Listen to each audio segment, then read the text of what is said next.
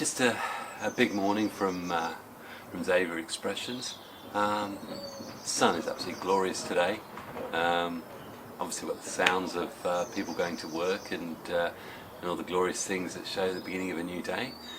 And I just thought I'd finished a video yesterday about removing wire from Dawn Redwood, a couple of other trees, and it occurred to me that it does pose other questions, and some of those questions relate to why am I removing wire at this time when, you know, if you look at the books, they'll say things like, you know, deciduous trees wire in early spring before the buds break, and then they talk about conifers and pines. You do those in the winter, and then they talk about in summer that you've got to be careful from the cambium layer separating because there's so much sap flow. There's lots of stuff and technological stuff there that can be pretty confusing, and I'll put my hand up and say I can be just as confused by it. Some real basic rules. I'll give you an example. Straightforward. Could be a Chinese juniper, whatever, but it's a juniper. Slow water movement. That means that it's a slow grower. It takes a long time for tissue growth, which means it takes a long time for branches to develop and thicken. I find I put the wire on this one a year ago, and I'll look at it regularly, and I've started to notice that there's some bite into it, but with a juniper I'm less worried because they also develop a coarse, really nice rough bark texture. So when you look at junipers, you'll often have... Oh, I'm going to stop here because here comes the bin man. I have to rush out and get my bins out there. It's the first week of the green bin cycle, and we managed to mow the lawn, so that was full. Anyway, hat's back on. The sun was causing me to squint more, and when you get wrinkles at the age I do, you do everything you can to avoid those wrinkles building up. Again, this one, which you'll notice I still haven't managed to put into a shallower pot, but the wire's been on this again for a good year. And it's just a case of you keep an eye out. Certainly with the slower growing stuff, pines and junipers, it does take an awful lot longer. And if you miss the bite part, it doesn't necessarily matter. I mean, a good Scots pine or black pines or that, they'll often heal over wire scars really well. They've got craggy bark, same as oaks. So there's some trees where they've got the harsh, coarser layers where it doesn't actually matter if the wire bites in, and sometimes it can actually help you. Okay, just a little add-on for what I do. It's near the end of the day, and I've just set it up to start checking the wire. And as I said to you, I often have a little bit of nervousness about looking at wire, simply because at the time you spend putting it on, the last thing you want to do is to find out that you waste it. So what I do is I wire my main trees where I do lots of wiring, and some trees can take up to 3-4 hours to wire, but I also wire a lot of smaller potensai. So when it's the time, and the wire's been on for some of these for 3.5 months, I'll check some of the small training trees, and if the branches have set, then I'll start feeling safe to remove on some of the bigger trees. Straightforward wire cutters. Two schools of thought. There are some who say that you can carefully remove the wire, unwinding it, reuse the wire. And I've seen one or two creators who seem to do it quite successfully. I've had too many breaks that in the end, 500 grams of wire, which is how much I probably used on most of the trees last year. I probably spent about 40 quid on wire last year, and yet for just a private hobby that's a lot. But as I say, I do a few sales, so I cover my costs. So all I'll do is I'll slowly cut each and just have a look and see how the branch responds. Now there's no marking in that branch at all, which suggests the wire could probably be on a bit longer, but I just want to see if it holds its... If it goes straight back up,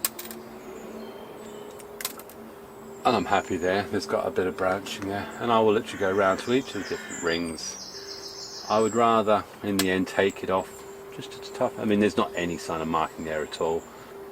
So what that's telling me is that for those bigger Dawn Redwoods which I've got, it's probably going to be quite safe to start the wire removal. And as the buds are starting to come out,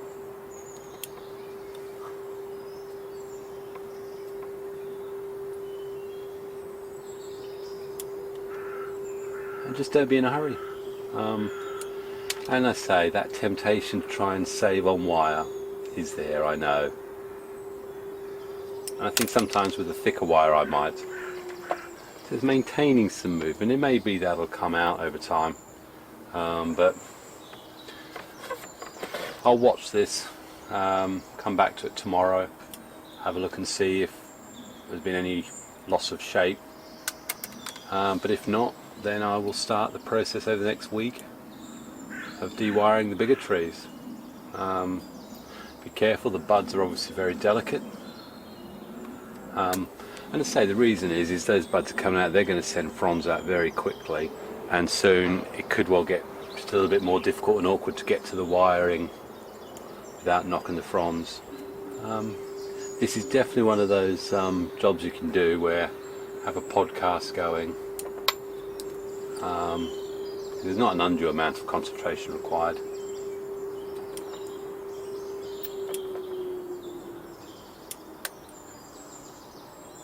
I suppose normally the best way of knowing is, it's maintaining the shape. It's maintaining the shape enough that it'll do for me. The best way of knowing though is if you've just got that slight marking. So I could probably say it would be safe to leave the wire on this for another couple of weeks, just so it expands just sufficient to just start biting. But in the sense that probably if you took your watch off, there's the bite marks, but the flexibility or the skin will then remove any marks quickly, so the marking isn't permanent. And again, it's when you do apply wire, support. There's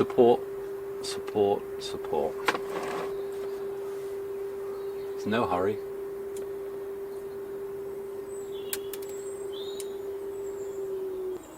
And if the wire doesn't come away on the first bite, go around and cut in a separate place. Don't be tempted to twist.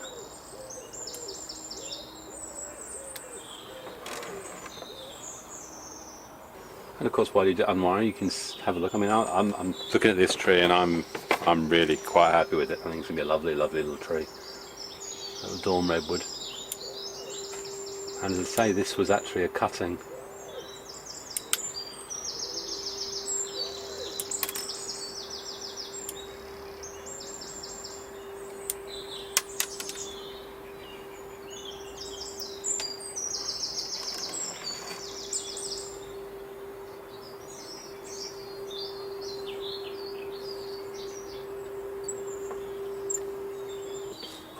That's all removed.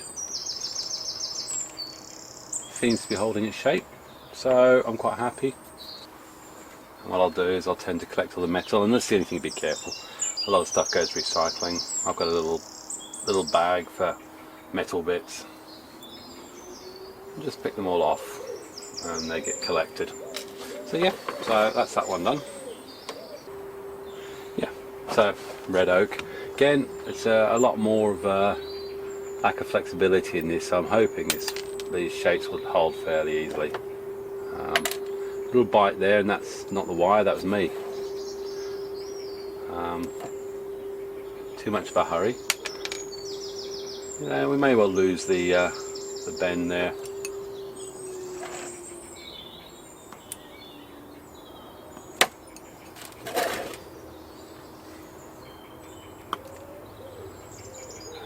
Yeah, I've just got a slight marking going on the surface, which suggests it was just about to start digging. This is perfect time for the oaks, so that means I know that my big oak that I've been wiring, I can quite happily remove the wire for that. And all that's telling us is we're getting all that circulation from the base and the roots. It's coming out now for the buds. Yeah. Nice red oak. So the red oak, yeah, that'll tell me the oak's fine. Next one I want to look at is the maple. And say these are some of the, well, you've seen me work on these before. I did some outlandish wiring on this. I'll end up cutting it back, but sometimes I just like to see what comes of it. So let's see how flexible the maple has become. This is the one you really want to watch out for because this marks so quickly. I can just see a very, very slight mark there, very slight, which is perfect. Just about whether it retains the shape now.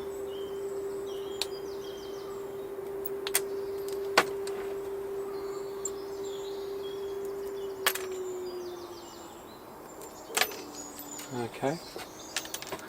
Don't know if you can see, but you've still got the little curve I put into it. And I say this is testing, really. I'll probably take this right back here. Yeah, so I can see there, it's holding the bend.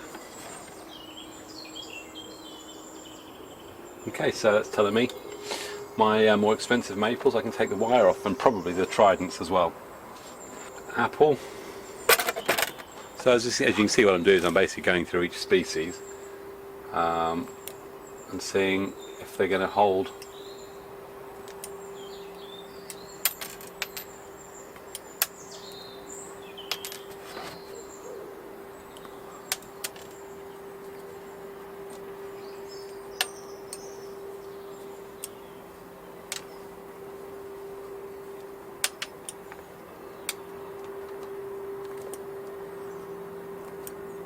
And this is definitely one of the time when you need your cutters, your wire cutters, to be sharp, and for the blades right at the point to be absolutely right on point, because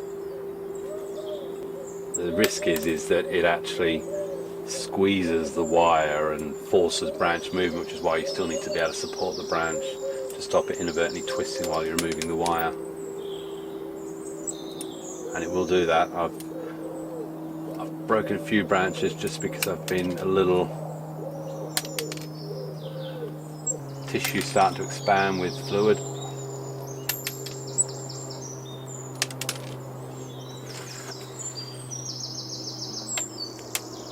But as I say, this is probably the first of the years where I've really had a proper coordinated approach to wiring and actually gone and wired a lot of trees. So this is sort of newish ground for me, in that I'm actually cataloguing and recording observations. And you know what I'll learn from this, I know that I can put a definitive date in my bring up diary on the database. Yeah, so that apple, probably can't quite see it as well. Okay, so Hornbeam is another one that I've got a lot of wiring done on some major trees, so this was wired at the same time. So let's see how this is holding.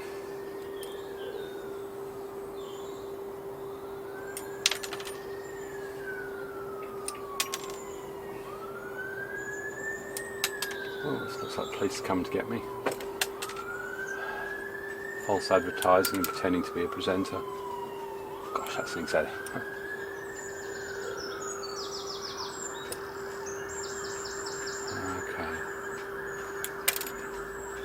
Yeah, it's a little bit of swelling, and well, I've just nicked that a little bit. And sometimes, you know, especially if your eyesight isn't quite as good, you are actually going to cut through a branch. It happens. So looking at that, I'll probably take that back to, where can you see? Back to here, or maybe even all the way back there. I certainly don't want to be wasting energy on that one out there. And that's an example of not being careful. I haven't sharpened these, so that's caused damage to that end. 1, 2, 3. And I want those two, so I'll let that flourish out, and then same there, I want the energy from those two buds to activate. so as I say, with wire removal, it's a good time to also just to double check which buds you're going to keep. You now know which buds are activated. Certainly that's an important thing with larch. Once you know, then you know what you can safely remove. You can also see I've got a little spider there, that's fine, it'll eat bugs. But at this stage you can also see if there's any infestations or anything that you need to worry about. It's all looking nice and healthy. Yep. They all seem to be holding the shapes that I put in there, so I'm very happy, to be honest. My voice doesn't sound very happy, it probably sounds very boring. Whenever I listen back to myself, I'm surprised at just how dull I sound. It's a good thing I have my little mascots making stupid comments.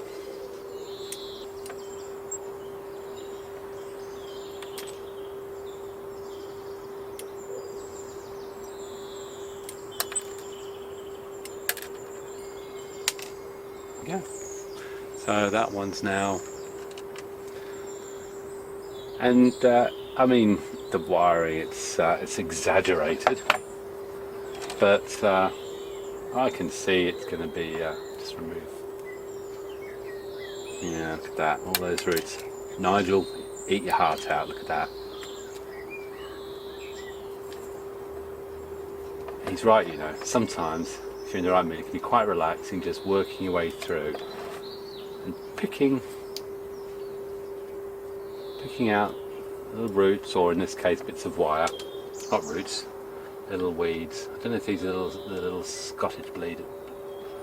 There we go. Roots on that. Yeah. Probably better roots on the weed than there are on the bonsai.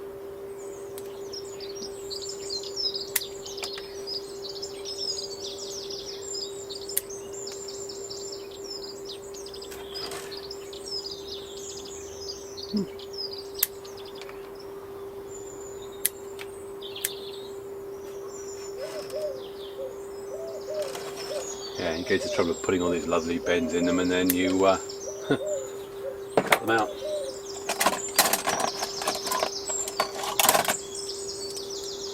Stubs.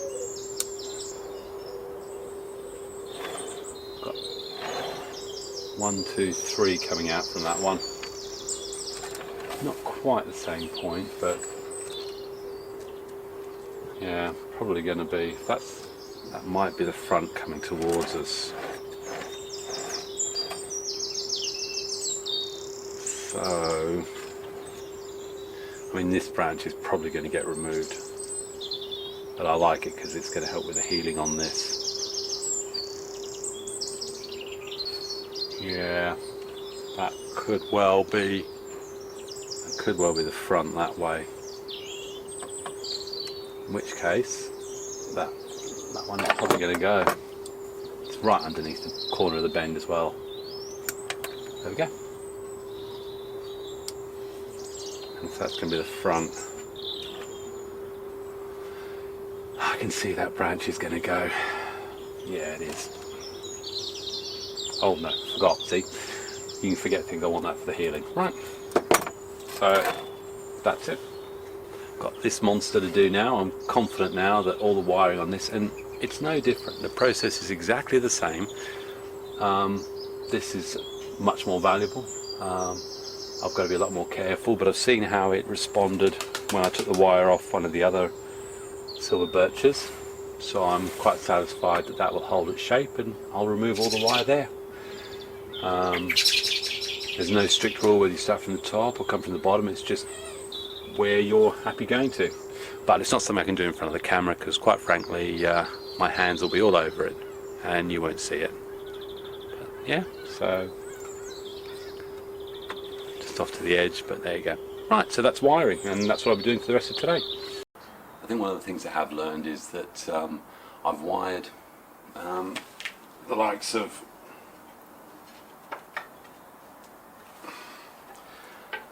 maples. I'm not sure if it's Katsura. I've wired these in the spring just as the buds are starting to swell. And one of the things I realised there is that you're getting all that water movement. Them can be more delicate. It's certainly easier to cause more damage to the tissue. I was knocking off buds. I mean, these great mitts are pretty clumsy.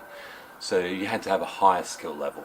I think listening to Ryan Neal during his classes, you know, he'll say you can wire a tree pretty well any time of the year, but it's the skill level necessary to do it properly without causing undue stress or harm to the tree. I'm a clumsy old mucker, so I pick the easiest times to do it, and for me the easiest time to do it is when the leaves have dropped. A lot of the vascular growth has slowed so that you're not going to get massive swelling, and that normally happens at end of autumn, early winter. So that's why I wire all my maples and deciduous stuff around then, because it's easier for me. I also find that because of the volume of trees I have, if I started wiring these up now, and then they throw out all that growth, and come May you're then trying to work your way through all this leaf growth and everything to try and carefully remove wires. So again, the risk of damage I've found is a lot higher. It's also easier to miss where you've wired, and again with the maple, if you muck that up, you know, you're pretty well saying, oh, I've got to remove that branch because the ugly wire scars are terrible. So, you know, that's how I've come across these principles. You know, I just had a look on the internet now, and I've seen conflicting viewpoints on when to apply wire and all that from various experts. I think I agree with Bonsai. It comes to skill level, and if you haven't got the skill level, then you pick the easiest time that's going to give you the most maximum amount of success. So the only things I will wire this time of year will be the larches, because I prune them 3 times through the growing season. So there'll be opportunities, you know, if I wire up these, well, I'll wire them up now, I know which buds are coming through, carefully wire them, then I'll be giving them a fairly hardish prune end of May, which will be the first cycle. The other one will be in early July, and then again later in August, maybe early September. But I get a chance to see where the wire is. I can also really observe whether or not it's digging in. These high water movement trees put on so much growth that, you know, sometimes on a maple at this time, if you wire, it'll set within 2 to 3 weeks. The act of actually wiring a branch causes, we use the word stress, I don't see that as pain, but it's stress on the tree. It's going to send all its resources to that stress point, which means if you're looking for root growth, if you're looking to develop, it's going to be diverted away from there. It's going to go to the where it sees as the damage point. It's going to refix that, which is how we managed to get the bends to take. If you split a branch slightly, same thing. Energy is being redirected there, so it can compromise the tree in other areas. Don't be afraid to do it. And I've got some wire on this one just up around here. At the moment I'm able to get to the wire, but I know that growth is going to be pretty thick soon, so I will have it based on what I've discovered yesterday from removing wire. I need to take the wire off that. Lovely Dawn Isaac pot there. I'm not affiliated to her, but certainly she's the ceramicist I go to. But yeah, anyway, enough from me. I've got some work to do.